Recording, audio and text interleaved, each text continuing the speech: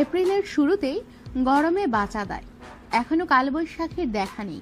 কে জানে কবে আসবে, প্রাণটা একটু জুড়াবে, সেই আশায় হাপিত্তেশ করে বসে বাঙালি। তাও ভালো, ইতিমধ্যেই বাজারে আগমন ঘটেছে তাদের। রোজ যাতায়াতের পথে নিশ্চয়ই চোখে পড়েছে কাঁচা পাকা টক মিষ্টি ফলগুলো, রসে টইটুম্বুর রসরাজ আম।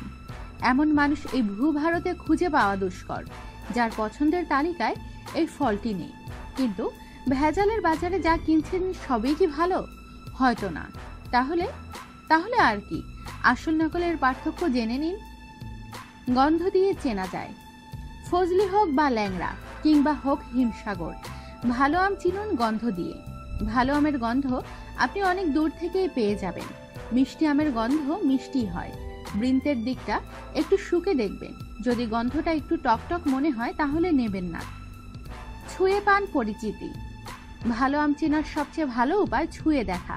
বৃন্তের দিকে একটু চেপে দেখুন, খুবই সামান্য।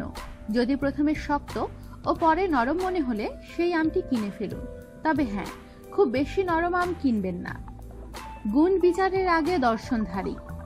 গোলাকার হিমসাগর, লম্বাটে চৌসা কিংবা সবুজ লালের গোলাপ খাস, দর্শনেই আপনার মন জয় করে নেবে রসরাজ আম। কিন্তু যে আমের দাগ বেশি সেগুলো নেবেন না, আর দেখে নেবেন আমের খোসাগুলো টান টান থাকে কিনা। বিক্রেতার কদর।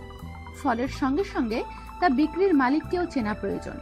সস্তার লোভে পড়ে অনেকেই অচেনা দোকানদারের থেকে আম কিনে বাড়ি নিয়ে চলে যান। কিন্তু ছুটির বিকেলে যখন আয়েশ করে খেতে বসেন, প্রথম কামড়েই মুখে টক যায়। তাই চেনা দোকান থেকে চেনা ফল নেওয়া ভালো।